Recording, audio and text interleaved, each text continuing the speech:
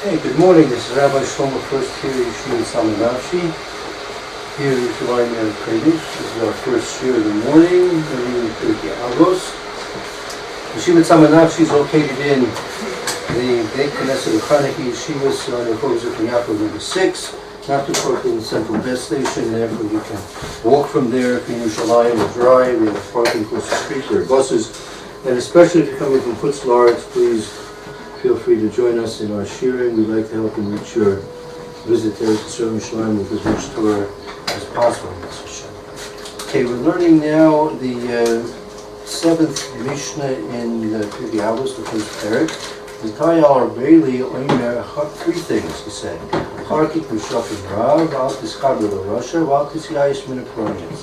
The person should be distant from a bad neighbor, and should not associate with a bad person, evil person, and you should not give up hope from Puranim. There are different explanations of what that means, and we'll be getting involved with several of them as we have been. I think we want to go back to the Magen Avos, if I'm not mistaken. We will just finish with that, and let's do a review of that, and we'll go on to the other portion. Yeah, Yaakov, would like to begin again? We'll do a review of the Magen Avos Shabbat. I'll teach you Eish Min HaPornut, Samach Zazel, La'el Tichaber Russia. La'al Tichaber Russia.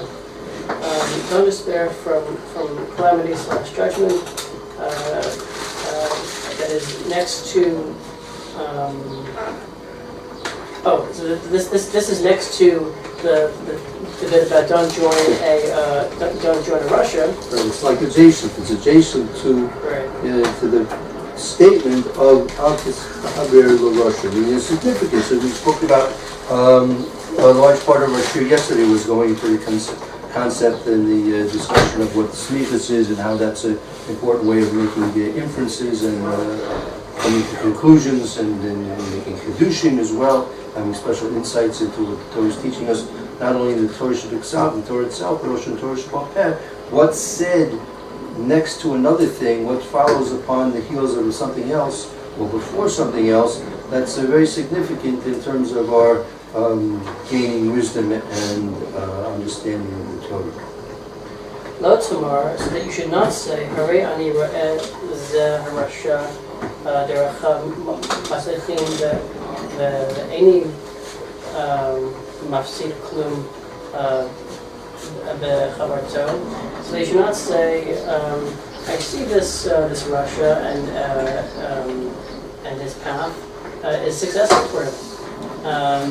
And I will not lose out by doing him. No mafsid klum. I'm not going to lose out anything. But any mafsid klum b'chavarto, I'm not going to lose out anything by joining up with him. You know, jump on the bandwagon, right? They say it doesn't matter who's driving the bandwagon, right? Who's playing the horns, right? As long as they're going, they're going to get money, right? They're going to get cash in. So join up with them, right? This is something we're learning from the juxtaposition. Yes, exactly. Meaning you wouldn't have this limud if it was two separate statements, not configured, not adjacent one to the next. It could be true. In other words, because you're despairing from calamities, that's why you climb onto this reasoning? So, see, the whole idea, what Altis Yais Min Pronish is, there's basically two ways we can understand that statement, right? Altis Yais Min Pronish, meaning don't despair from calamities, meaning if a person's in the midst of these tragedies, Hashem Lo Aleinu, but it shouldn't happen to anybody, don't give up hope. Even in the midst of the worst situation, don't give up hope. Right. That's one basic understanding. The other understanding is Altis Yais Min Pronish, don't think they're not going to happen. Meaning, you think everything's going to be so good and great all the time, right? Don't forget that it doesn't have to be that way. Just like the HaKodesh Baruch Hu gave you all the goodness that you have in your life, at any moment the HaKodesh Baruch Hu, if he wants his wishes for his whatever reasons he may have, he could change it all around. That's the prat that we learned over from the Ashri Adam Mafachik Tamik. Who's a fortunate person? He's mafaked. He's fearful all the time. What's he fearful of? even if he's having very good things happening to him, he's fearful that things could change, right? And therefore, by being fearful of these things, he's going to continue to try and serve HaKodesh Baruch Hu in the best way possible. He doesn't want that anything he should do to cause HaKodesh Baruch Hu to have displeasure with him and cause things to, and maybe he'll need to have suffering to cleanse from certain affairs he may do. So he wants to, in spite of the fact that things are now good, he's not going to take that as a signal that HaKodesh Baruch Hu will and continue always to do this for him under all circumstances. HaKodesh Baruch Hu, as we say all the time, is the king. The king can decide to do anything at any time. That's his prerogative. Right? When we say Shema twice, once in the morning, once at night, we're Mamlech HaKodesh Baruch Hu. One of the basic understandings that we're supposed to be having when we're saying Shema is HaKodesh Baruch Hu can do anything to us at any time. And that's why we say the call of Avos, even if Hashem wants to take your nefesh, even you have to go, you have to leave this world, right? That's part of our Kabbalah's Allah B'Shamayim. That's what we are doing and thinking and affirming to ourselves when we're assuming upon ourselves the sovereignty, the rulership of HaKodesh Baruch Hu when we say Shema in the morning and in the evening. So, if necessary, we have to give up even our lives, even our moments, anything. We have to give up our time. We have to give up everything we have in order to serve HaKodesh Baruch Hu. Right? So, if it's going good for you, you want to reinforce this goodness by not doing anything wrong. And in spite of the fact you might be doing everything right, this is what I said a few days ago. Take a look at the Avos. Avraham Avinu, Yitzchak Avinu, Yaakov Avinu. You take David HaMelech. The greatest personalities that we've ever had in history of humanity had lives that many times you would say weren't so great. David HaMelech, take a life. Like I mentioned, if more Baruch says David HaMelech said about himself, he never had a good dream in his life. And never had a good dream. A good dream. He never had a good dream. He didn't have a good life, and he didn't have a good dream life either. Didn't he dream that Hashem told him he should build a Beis Mikdash? That's a good dream. Not sure. I don't know. Okay. Or maybe it was just like the idea popped into his head, I think, maybe one day. Have to look at it. My question is Yes. getting at, Sure. why do we need the juxtaposition? We could just as easily, it would seem to me, learn, keep far from an evil person, and don't say, this guy is successful, I'll join him. Why can't we just learn it stam like that without the juxtaposition? You certainly could, but you'd be lacking in a deeper understanding, which is not apparent from the simple reading of the words. I mean, you could take each of these three statements as three independent statements, which they are, and you can certainly take them. But also, if you take the last two statements and put them together, right? Don't associate with the Russia, and don't is Ayesh Mirabaris, because if you would forget about Pranis, you say Hashem's going to keep on giving this guy great things, right? And even though he's a Russia, Hashem's going to keep on giving him great things. So then why shouldn't you associate with him, right? He's got a great business going, right? So you'll invest in his business, you'll become a partner with him, you'll work with him, right? And you'll do very well, right? So if he happens to be a Russia, like let's say there was fortunately in years ago in Muncie there was people were selling treif meat, that's kosher meat. They're making lots of money, a lot of money. And so you say, well, he's looking to expand, right? So he has the money to invest, and so okay, it's wrong. He's a Russia, but he's doing well. He's doing great. No, you should remember, obviously, it's not enough to say, oh, he's a Russia, because that's not going to influence you. The fact that he's a Russia, the person's blinded by the success of this Russia, right? So the success of this Russia is blinding you to thinking about the deeper understanding of what could happen. I mean, the fact that he's doing bad, that's one thing. But the fact that he's being successful, right, is influencing you to join up with him. So it's not. So now it's equal. So all you have there is don't join up with a Russian. But I'll be what we because there's an expression the Gemara uses, be mori heter. Mori heter, mori means it's the same source as mora, right? Which is to teach. So mori heter is a permissibility. Heter is something which is mutter, something which is also. Heter is something which is permissible. So mori heter means is you're going to teach yourself that it's permitted, right? Meaning it's really forbidden, right? But you're going to teach yourself that it's permitted. That's called a mori heter. So even though you know very clearly out this kabir b'Rashi, you cannot associate with a Russian, right? That's clear, absolute. I say, right? Maybe that's only talking about when he's not successful, or maybe when he's not doing anything. But if he's being successful, right? He's offering stocks at a low price. Maybe you can join up with him, become a partner, working partner. You can add your creativity to the whole project. Russia Incorporated. What? Russia Incorporated. Russia Incorporated, very good. Russia Incorporated. Russia and Son. Russia and Son. So what I'm hearing you say now, I think, is that don't join up with him because he's successful, because you know that at some point something bad is going to happen to him. Mm-hmm. Because something bad always happens. Sort of like that, but look like this. Out this Kabbalah Russia. Let's say he's not successful. He's a shlamazel. He's been in jail 16 times, right? And you know he's everything. And he's. Do you have any idea about joining up with this guy? No. You would never think about joining up with a guy like that, Right. right? So, what's the chiddush? Out this Kabbalah Russia if he's unsuccessful. Let's say he's a captain of a ship, right? In the old days, they sailed 7 seas, and he's a pirate, right? There were people, they were pirate captains, right? Blackbeard, right? Blackbeard, people joined up with them, right? They joined up with them. Why would they join up with them? Because they were successful. They said, these guys are coming back with gold and, slaves and all this stuff. So the guy, he has no job. He's sitting on the shore. He sees this pirate ship coming to shore. He's got nothing to do. So next time they set sail, he goes, I can use a knife. I can use a sword, right? I can fire cannons, So I'll join up with you.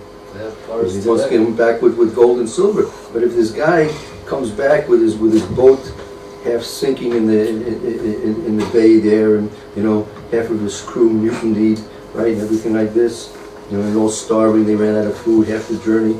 You're not thinking about joining up with that guy, with pirate captain, right? Right. So Altis Chabad Russia, you must be talking about a Russia who's you're thinking about joining up with. You don't have to tell somebody not to do something unless they're thinking about doing it. Right. Right? So Altis Chabad Russia, it must be that you're thinking about doing it. What kind of guy is that? Must be that he's having some kind of success, that you have some benefit in joining up with him, right? People would only do something. Maran Laprag says this. People, that was the whole key to Nasev and Ishma. The way people are almost by automatic logic, people must know what they're getting into before they will agree to any type of a situation, because they want to know that it's a possibility of success, right? If there's no possibility for success, they're not going to go into something. Right? Must be some possibility of success. So out this Kabbalah Russia, don't join up with a Russia. Must be a Russia who's successful. Right? But that's not enough, because that's only going to be equal. Because if he's being successful, there's obviously some pull, some real good reason why you might be Mori Heter. You might teach yourself that it's permissible. You've already been told it's forbidden to join a Russia. Right? It's forbidden. Right? So how does your Yitzhahar get to work on you? Because he's being successful. Right? So Altis Yais Parani is tips the scale. You should say, don't think that this person is going to continue to have success. Just like by Tzaddik. There's no guarantee that a Tzaddik who's successful is going to continue to be successful. Right? Ein Havtachah L'Tzadikim. There's a phrase that the Gemara Chazal use, Al Havtachah L'Tzadik. There's no guarantee for Tzadikim. This was an expression used by Yaakov Avinu. Right? Yaakov Avinu, when he came to Beit Kel, and he asked very little from HaKodesh Baruch Hu. So just give me some clothes to wear, some food to eat, and guard over me. I'm going to love him. It's going to be difficult times. Just give me a little bit, very minimal, right? When Yaakov Avinu came back after we spent the time by Lavan, so he's going to face Esav now, right? And the pasuk in Chazal say he was afraid. So they asked the question, what's Yaakov Avinu have to be afraid for? He spent all those times, decades with Lavan, right? Was successful with Lavan, right? And now he's coming back to face Esav, who was a Rasha, right? What does a tzaddik like Yaakov Avinu have to be afraid of Esav for? And especially Hashem gave him a promise. He said he would take care of it, right? So the teretz is given, there's no guarantee for tzaddikim. Even tzaddikim, even more so if it's a person's a Rasha. Why? What's the point? Because when Hashem will promise, let's say Hashem made a promise to one of the, even Avos, Avraham, Yitzchak, Yaakov, made a promise. So that promise was given to them at their stature, at their level of righteousness at that point. Because they gained Hashem's promise based on their achievements up until that point. Right? But who says that they remain on the same level, on that high level, which is worthy that promise should be kept by HaKodesh Baruch Hu. HaKodesh Baruch Hu kept that promise to this tzaddik at this time, in this madrega, at that level of his achievement, right? But if he slips from that level of achievement, who says Hashem has to keep his promise? So even Yaakov Avinu was on the highest level and spent many decades by Lavan being successful. When it came time to facing Esav, he wasn't willing to rely on the promise that Hashem made for him. So he was fearful. Shem and Gora Mechet. That's because maybe there was some type of a transgression occurred. Something. Right? So ain't haftakah l'tzikin. There's no promise, no guarantee for tzaddikim. Even more so by Rishonim. That seems to contradict what I've learned about the power of an oath. That sometimes a tzaddik makes an oath, it comes true, even if he doesn't want it to come true. Mm-hmm. So how can we understand that if Hashem, who is so much more powerful than a tzaddik, makes a statement, that it's not going to come true? So you have different levels. You have a bris. The bris is the highest. That's a covenant. That's you can't rescind the covenant. That's ironclad. Bris. Hashem made a bris with Avraham Avinu, right? And his offspring would be the inheritors of his spiritual legacy, which we are to this day. And that's what Paro tried to do. Paro understood this. Therefore, Paro tried to drop Klal Yisrael to the 50th level of Tumah, which is the point of no return. What was the Beis Halevi explains this in his drushes. He explains that he asked a basic question. After the first Makkah, after Makkah's Dam, it was all over. The whole economy was destroyed, absolutely destroyed.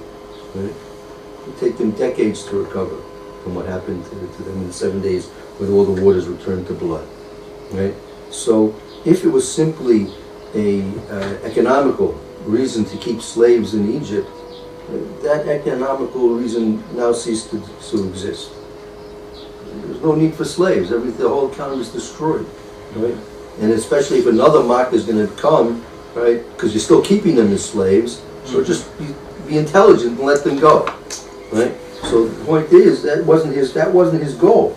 That wasn't his matari. That wasn't his mission. His mission was to drop Klal Yisrael to the 50th level of Tumah, and therefore we would cease to be spiritually connected with Avraham Avinu, and therefore Hashem's bris, his promise, his bris, his covenant with the Zera Avraham, the offspring of Avraham, wouldn't be able to be fulfilled because we would no longer be considered the offspring of Avraham Avinu, right? And that's why Amalek came after the Kriyas Yam Suf to attack, right? They asked the question of all times to attack Klal Yisrael, right? If they wanted to destroy Klal Yisrael, Has V'Shalom, they should have done it when Yaakov Avinu was going down. Only had the family of 70 people, right? Why wait till the 600,000 men between 20 and 60? You have a whole mass of population to fight with. Why fight with hundreds of thousands when you can fight with with tens of people, right? So the point was that they understood that Hashem made a pact, a bris with Avraham Avinu, that they should have Eretz Yisrael, right? And so associated with that promise was that whoever was going to get Eretz Yisrael, before they could get Eretz Yisrael, they would have to be Yeshiva in Mitzrayim. There was a certain price tag for Eretz Yisrael. Part of that price tag was the slavery in Egypt. Amalek wasn't interested in becoming slaves, but they weren't interested in getting Eretz Yisrael, right? So they wanted Klal Yisrael to go down to Mitzrayim, become slaves, pay that part of the agreement off, and then when they came up out of Egypt, then attack them, and hopefully they were hoping Hasa Sholem they would be successful, and then they would be the next in line, being the offspring of Avraham Avinu, and they would be able to get Eretz Yisrael, right? So they all believed in the Hashem's promise to keep His promise, and especially if it's a bris, right? But sometimes, if the other party is not worthy, right? Just like if Klal Yisrael had slipped down to the 50th level, they would have lost their association to be within that covenant, that bris, right? Likewise, even if an individual, a tzaddik, can lose his privilege to have that promise fulfilled with him. It's all up to us. Of course, it's all up to us. Sure. Don't keep His promise, don't be doing rules. What about not to destroy the world? Well, Hashem's promise? Yeah. He said he wouldn't destroy it through a flood. Okay. Look, Hashem wants to keep the world going. We understand that. We have a promise Hashem's not going to destroy the world. So we don't have to worry the world not going to destroy Because the it world. will serve a certain purpose. Look, if Klal Yisrael hadn't accepted the Torah, the world would have turned into Torah of old. But we didn't accept the Torah. Right, so we call this configuration that we have of the three statements, to basically the last two statements, Altis Kabbalah Russia, Altis Yais Menachronius, there's a deeper message which is contained in the whole statement when you look at it together, that this Russia that you're not supposed to associate obviously is being successful, and in spite of the fact that he's successful, your accountants might say you should go ahead with the deal, your lawyers might tell you should go to the deal, right? But Chazal say you shouldn't go through the deal, right? And the reason being, the thing that tips the scale is Altis Yais Menachronius. Don't think the person's going to get away with it forever. It's not going to continue in this way. Don't we also have various discussions about the fact that sometimes Yerushalyim do succeed because they're getting their reward in this world, not in the world to come, and things like that? That's also part of it. Their success is given to them in order that they should have a reward in this world, and they won't have any claim to any rewards in the next world. So he might be successful. He might be successful. True. Look at the physical point of view. If he's successful now, that doesn't mean the next world is going to. Yeah, the next world, but if you're joining him because you want success in this world, it doesn't really matter to you whether he's going to be successful in the next world. Right, that's not your point. But in spite of the fact he's in Russia, you can't, whether he's successful or not, you can't associate with him. Right. You're letting yourself get depressed about your own situation, and therefore that pull is strong. If you don't let yourself get depressed, if you say it's all from Hashem and things will work out, and I really don't need to worry about this so much, then that strengthens you, and you're not pulled so strong to join the Russia because he's successful. That's the way I want to explain it. That will eventually, very good, we're eventually going to be going to that. On the second side of the sheet you have here the Sefer Yasher. We're going to be going into that in detail. He's going to go into this thought process, which is also part of it. There's more than one, there are different explanations. That's a higher level than what I said. I think what you said is true too. I think that's a higher level than what I said. So both of them are true. Correct. It's another level. You're getting out of yourself. I didn't get out of myself. Right. You went out of yourself to the next level to see it. I see. Yeah, they're not exclusive. They can, That's what we have. Each one of these explanations is sometimes they're in the same general direction, sometimes they're in different directions. But they're all relevant.